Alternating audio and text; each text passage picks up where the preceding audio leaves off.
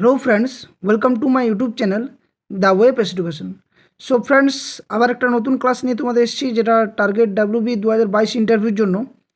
তো আশা করছি ইন্টারভিউ খুব তাড়াতাড়ি হবে। সকলের জন্য এটাই শুভেচ্ছা এবং একটা মানে সকলের একটা আকাঙ্ক্ষা ইচ্ছা রয়েছে যে অনেক দিন ধরে কিন্তু 2022 স্টেট ইন্টারভিউ নোটিশ আসবে করে এখনও পর্যন্ত কোনো সদুত্তর পাওয়া যায়নি। তো কালকে শিক্ষামন্ত্রী যেহেতু বলেছেন, দেখা যাক বাকিটা কি। এখনও পর্যন্ত আমাদের তো বিশ্বাস নেই, কারণ এভাবে অনেক কিন্তু কথা বলা হয়েছে পর্ষদ থেকেও। পর্ষদ সভাপতি নিজেও বলেছেন, শিক্ষামন্ত্রী বলেছেন, মাননীয় ওইভাবে কিন্তু 10 লক্ষ শূন্যপদের একটা কথা বারবার বলছেন, কিন্তু প্রাথমিকের নিয়োগের ক্ষেত্রে কোনো কিছু সদুত্তর এখনও পর্যন্ত পাওয়া যায়নি। তো দীর্ঘ 2 বছর সকলেই কিন্তু বঞ্চিত রয়েছি এবং 2025 পড়ে গেছে। তো নিজেদের প্রিপারেশন অবশ্যই চালিয়ে যেতে হবে, তাই প্রিপারেশনের জন্য পড়াশোনাটা অবশ্যই দরকার। তাই তোমাদের ফুল ডেডিকেশনভাবে আমি ক্লাস করাচ্ছি এবং আজকে হচ্ছে ক্লাস নাম্বার 61। প্রত্যেকটা ক্লাস কিন্তু তোমরা অবশ্যই রিকোয়েস্ট করবো, যারা দেখছো এই মুহূর্তে ভিডিওগুলো 1 নম্বর থেকে দেখা শুরু করো। প্রত্যেকটা ক্লাস কিন্তু 2017-তে কীভাবে ইন্টারভিউতে প্রশ্ন করা হয়েছিল সেই প্রশ্ন রাখা হয়েছে এবং তার অনুকরণে বিভিন্ন প্রশ্ন কিন্তু এই ক্লাসগুলোতে করানো হয়।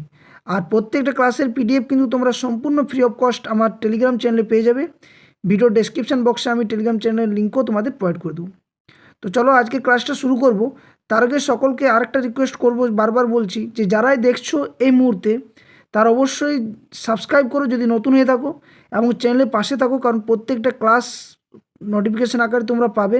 সাথে সাথে টেট রিলেটেড যে নিউজ আপডেট বা বিভিন্ন এক্সামের যে নিউজ আপডেট সেগুলো কিন্তু এখান থেকে পেয়ে যাবে।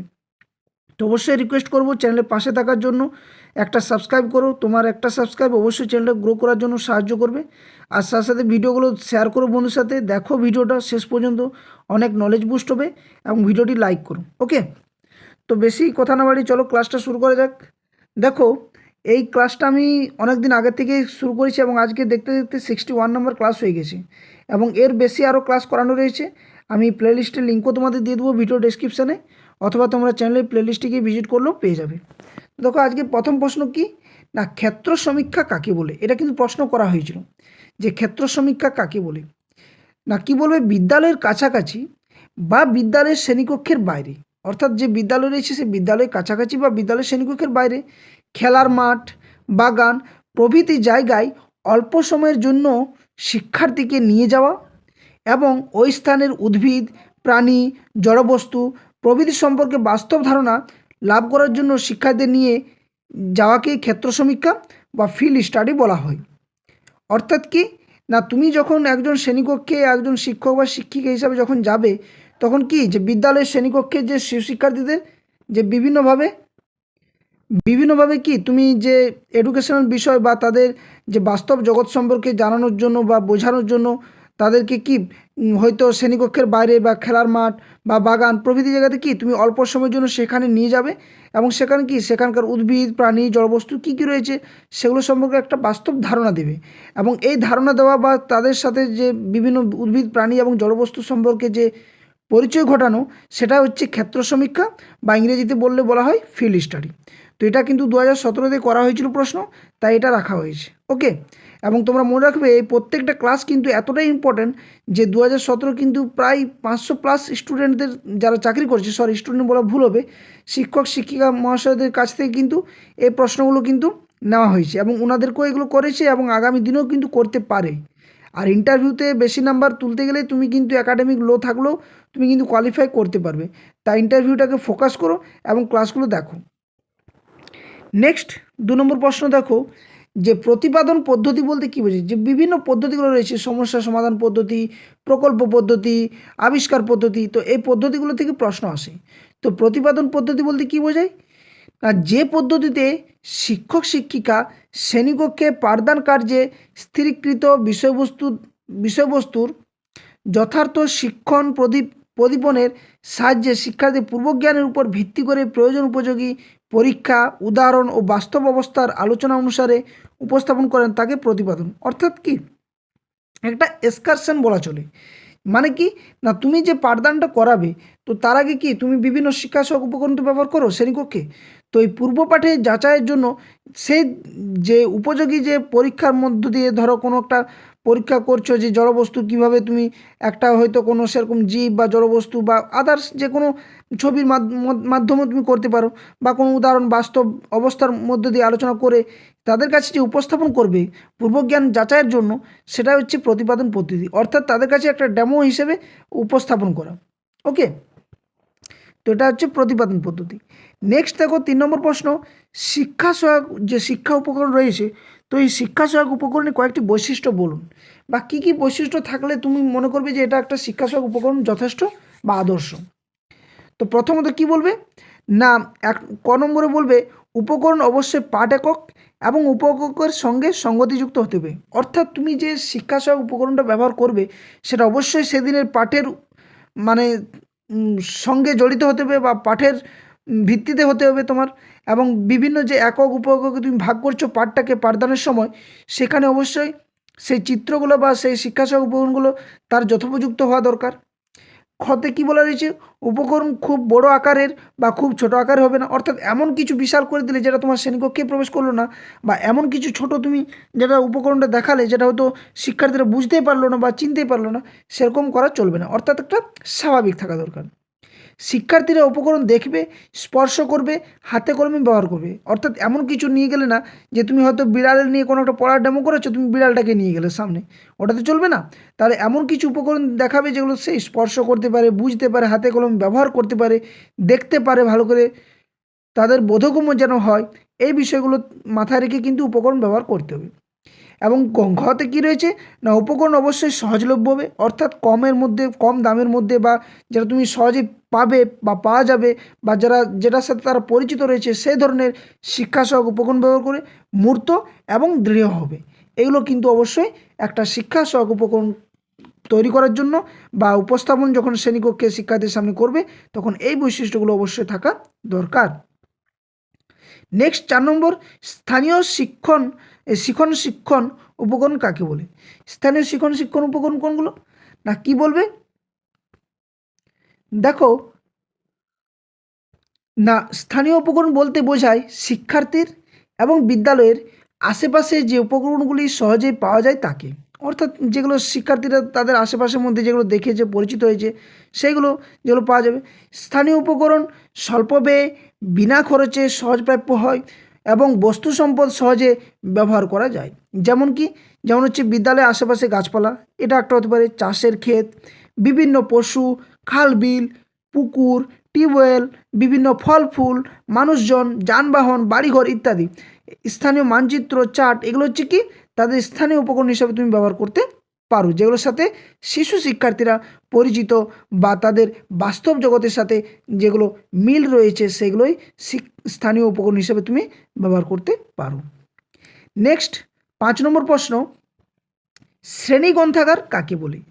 তো এটাও কিন্তু প্রশ্ন করা হয়েছিল যে শ্রেণী গ্রন্থাগার কাকে বলে, এটা কিন্তু অনেকবার কিন্তু জিজ্ঞেস করেছে এবং অনেক পরীক্ষার্থীকে কিন্তু এগুলো জিজ্ঞেস করা হয়েছে এই প্রশ্নগুলো। তাই বলবো ভিডিওটা দেখার সাথে সাথে লাইক করো, শেয়ার করো, আর যারা চ্যানেল নতুন আছো অবশ্যই বলবো চ্যানেলের পাশে থাকো, চ্যানেলটা গ্রো করার চেষ্টা করো, তার জন্য একটা সাবস্ক্রাইব তোমার অবশ্যই দরকার, এটা আমার দিক থেকে বা চ্যানেলের পক্ষ থেকে একটা রিকোয়েস্ট থাকলো। তো শ্রেণী গ্রন্থাগার কাকে বলে না, শিক্ষার্থী দ্বারা পরিচালিত শ্রেণীকক্ষে অবস্থিত গ্রন্থাগারকে শ্রেণী গ্রন্থাগার বলে, অর্থাৎ শিক্ষার্থী দ্বারা এটা পরিচালিত, কারণ কি শিক্ষার্থীরা এটা ব্যবহার করতে পারবে, শ্রেণীকক্ষের মধ্যে এটা থাকবে, সেটাই। শ্রেণী গ্রন্থাগারে শ্রেণীর চাহিদা অনুযায়ী পাঠ্য বই, সহায়ক বই, শিক্ষকের সহায়ক বই থাকে, অর্থাৎ এখানে কি পাঠ্য বই থাকবে, সহায়ক বই থাকবে, এবং শিক্ষক যে বইটা ব্যবহার করে তাদের পাঠদানের জন্য শিশু শিক্ষার্থীদের সেই সহায়ক বইটাও থাকবে। শ্রেণী গ্রন্থাগারের সাহায্যে শিক্ষার্থীর পাঠাভ্যাস, শৃঙ্খলাবোধ, স্বপাঠক্রমিক কাজ এবং চাহিদা পূরণ হচ্ছে কিনা তা বোঝা যায় এই শ্রেণী গ্রন্থাগারের মধ্য দিয়ে, অর্থাৎ সহজলভ্যে সেগুলো পাবে, তারা পড়ছে কিনা, শৃঙ্খলাবদ্ধভাবে সেগুলো পাঠাভ্যাস করছে কিনা, স্বপাঠক্রমিক কাজগুলো করছে কিনা, তাদের চাহিদা পূরণ হচ্ছে কিনা, এই বিষয়গুলোও কিন্তু এই শ্রেণী গ্রন্থাগারের মধ্য দিয়েও দেখা হয়। নেক্সট 6 নম্বর প্রশ্ন, খুবই গুরুত্বপূর্ণ এই প্রশ্নটা, যে পাঠ্য বইয়ের কয়েকটি বৈশিষ্ট্য বলুন। যে পাঠ্য বইটা থাকবে, তুমি হয়তো একজন শিক্ষক বা শিক্ষিকা হবে, তো অবশ্যই তো জানা দরকার যে পাঠ্য বইয়ের মধ্যে কী কী বৈশিষ্ট্য থাকা দরকার। না, 1 নম্বর কি বলবে, পাঠ্য বইগুলি শিক্ষার লক্ষ্য এবং উদ্দেশ্যের সঙ্গে সংযুক্ত রেখে রচিত হয়, এটা ঠিক। একটা লক্ষ্য তো থাকবে, উদ্দেশ্য থাকবে, যে জন্য তুমি পাঠদানটা করাচ্ছ বা যে লক্ষ্যে তুমি বইটা রচনা করছো তার একটা নির্দিষ্ট লক্ষ্য উদ্দেশ্য থাকবে। 2 নম্বর কি, গুরুত্বপূর্ণ বিষয়গুলি মোটা ও বড় বড় অক্ষরে লিখতে হবে। অবশ্যই ঠিক দরকার যে বড় বড় অক্ষরে যেগুলো ইম্পর্টেন্ট বিষয়, যেগুলো শিশু শিক্ষার্থীদের সাধারণত চোখে পড়ে তাড়াতাড়ি, সেগুলো। পাঠ্য বইয়ের ছাপা, সূত্র, তথ্য যথাযথ থাকতে হবে, অর্থাৎ যে ছবিগুলো থাকবে, যে তথ্যগুলো থাকবে সেগুলো একদম যথেষ্ট পরিষ্কার পরিচ্ছন্নভাবে থাকতে হবে। আর কি, পাঠ্য বইয়ের বিষয় মানে একক এমনভাবে সাজানো থাকবে যাতে একটি এককের সঙ্গে অন্যটির যোগসূত্র বা লিঙ্ক থাকে। অবশ্যই ঠিক যে হয়তো তুমি শরীর নিয়ে পড়াচ্ছ, তো শরীরে প্রথমে মাথার নিয়ে পড়ালে হয়তো ব্রেন নিয়ে, তারপর হয়তো তোমার যে কবজি নিয়ে পড়াতে পারো, এভাবে একটার সাথে একটা লিঙ্ক করে পাঠদানটা দিলে কিন্তু বা বইটা রচনা করলে তাদের ক্ষেত্রে বা শিশু শিক্ষার্থীদের ক্ষেত্রে বোধগম্য হয়ে ওঠে। ওকে, নেক্সট দেখো 7 নম্বর প্রশ্ন, যে অভিজ্ঞা কাকে বলে? অভিজ্ঞা কী জিনিস না, অভিজ্ঞা হলো শিক্ষার্থীর শেখার পরিমাপ করার অন্যতম কৌশল, যা মূল্যায়নে কিন্তু সহায়তা করে। এটা কিন্তু মনে রাখবে যে অভিজ্ঞা কিন্তু মূল্যায়নে সহায়তা করে। শিক্ষাবিদ গ্যারেলের মতে কী বলেছিল না, অভিজ্ঞা হলো কতকগুলি কার্যাবলী যা কোনো নির্দিষ্ট সময়ে ব্যক্তির বিশেষ কোনো আচরণ পরিমাপে ব্যবহৃত হয়। ভালো জিনিস। অভিজ্ঞার দ্বারা শিক্ষার্থীর কি বিষয় এবং তার শ্রেণীর পারদর্শিতার কি পরিমাপ করা যায়। মানসিক বৈশিষ্ট্যগুলিও কিন্তু পরিমাপ করা যায় এই অভিজ্ঞার দ্বারা। নেক্সট 8 নম্বর প্রশ্ন, পারদর্শিতার অভিজ্ঞার দুটি বৈশিষ্ট্য বলুন। অবশ্যই পড়তে পারে পারদর্শিতা অভিজ্ঞা কী। তো শিক্ষাদান কার্যের ফলে শিক্ষার্থী কি তুলনামূলক যে সাফল্যের মাত্রা নির্ণয় হয় সেটা পারদর্শিতা অভিজ্ঞার দ্বারা হয়ে থাকে। 2 নম্বর কি, শিক্ষার্থী যে শিক্ষালাভের পর তুলনামূলক যে সাফল্যের মাত্রা নির্ণয় হয় তাও পারদর্শিতা অভিজ্ঞার দ্বারা হয়। তারপর কি, শিক্ষার্থী কতটুকু দক্ষতা অর্জন করতে পেরেছে তার নির্ণয় করা হয় পারদর্শিতার অভিজ্ঞার দ্বারা। আমার মনে হয় এটা 2 নম্বরটা এবং 1 নম্বরটা বারবার রিপিট হয়ে গেছে, না আলাদা আছে, ঠিক আছে, ওকে ওকে ওকে। তো এই 3টা হচ্ছে পারদর্শিতা অভিজ্ঞার বৈশিষ্ট্য বা উদ্দেশ্য। এবার নেক্সট আসছে 9 নম্বরে, অভিজ্ঞার ব্লুপ্রিন্ট কাকে বলে? না, যে কোনো কাজ সুষ্ঠুভাবে করতে হলে ব্লুপ্রিন্ট এর বাংলা অর্থ হচ্ছে নকশা। এই নকশা তৈরি করা প্রয়োজন, কারণ একটা যে স্ট্রাকচার তুমি যে বাড়ি তৈরি করছো তার জন্য একটা স্ট্রাকচার দরকার। সেখানে তুমি ইঞ্জিনিয়ারকে ডেকে করতে পারো যে কীভাবে পিলার তৈরি করবে, কতটা প্রাচীর দিতে হবে, কীভাবে কী করা যায়, সেগুলো যেমন মাথায় রাখা হয়। তেমনই কি একটা কোনো সুষ্ঠুভাবে যে কাজ করবে সম্পূর্ণ, যেখানে শিশু শিক্ষার্থী পাঠদান করাবে সেখানে ব্লুপ্রিন্টটা অবশ্যই দরকার। যেখানে অভিজ্ঞাপত্র প্রস্তুত ও এক গুরুত্বপূর্ণ কাজ শিক্ষক শিক্ষিকার কাছে, অর্থাৎ পত্র যে প্রস্তুত করবে সেটা কিন্তু গুরুত্বপূর্ণ। ব্লুপ্রিন্ট না করে অভিজ্ঞার বিভিন্ন পদ অর্থাৎ বিভিন্ন ধরনের যে প্রশ্ন, নৈর্ব্যক্তিক প্রশ্ন, মৌখিক এক কথায় উত্তর বা 2টি বাক্য উত্তর দাও, এগুলো কিন্তু এই ব্লুপ্রিন্ট ছাড়া সম্ভব নয় এবং এভাবেই কিন্তু তৈরি করা যায়, নতুবা কিন্তু সম্ভব হয়ে ওঠে না। ওকে, নেক্সট 10 নম্বর প্রশ্ন, একক পরিকল্পনা কাকে বলে? না বা ইউনিট প্ল্যানিং কি না, কতগুলি একক বৈশিষ্ট্যের পরিপ্রেক্ষিতে পাঠ্যক্রমের যে পুনর্বিন্যাস করা হয় সেইটাকেই বলা হয় একক পাঠ পরিকল্পনা বা একক পরিকল্পনা বা ইউনিট প্ল্যানিং। তো এই ছিল তোমাদের মোট আজকে 10টি প্রশ্ন এবং প্রত্যেকটা প্রশ্নই কিন্তু 2017 থেকে নেওয়া এবং তার অনুকরণে কিছু প্রশ্ন। তো আজকে এটাই ছিল ভিডিওর মধ্যে 10টা প্রশ্ন এবং খুবই গুরুত্বপূর্ণ প্রশ্নগুলো। তো যদি ভিডিওটি ভালো লাগে অবশ্যই ভিডিওটি লাইক শেয়ার অবশ্যই করবে এবং কমেন্ট বক্সে কমেন্ট করে জানাও যে কেমন লাগছে ক্লাসগুলো। অবশ্যই ইন্টারভিউর জন্য প্রিপারেশন নাও, কারণ ইন্টারভিউতে ভালো নাম্বার উঠলে একাডেমিক স্কোর যেটা লো রয়েছে সেটাও কিন্তু তোমার কোয়ালিফাইয়ের জন্য একটা গুরুত্বপূর্ণ বিষয় হয়ে দাঁড়াবে। কারণ আমাদের ইন্টারভিউর যে 10 নম্বর সেটাই কিন্তু আমাদের এখন বর্তমানে হাতে রয়েছে এবং এটাতে যত বেশি নাম্বার তোলা যায় তোমার চাকরির চান্স বা পাওয়াটাও কিন্তু ততটাই ভালো হবে। তো অবশ্যই ভিডিওটি লাইক করো, শেয়ার করো বন্ধুর সাথে, আর চ্যানেল নতুন হয়ে থাকলে অবশ্যই চ্যানেলটি সাবস্ক্রাইব করে বেল নোটিফিকেশন অন করতে কেউ ভুলো না। ধন্যবাদ, জয় হিন্দ।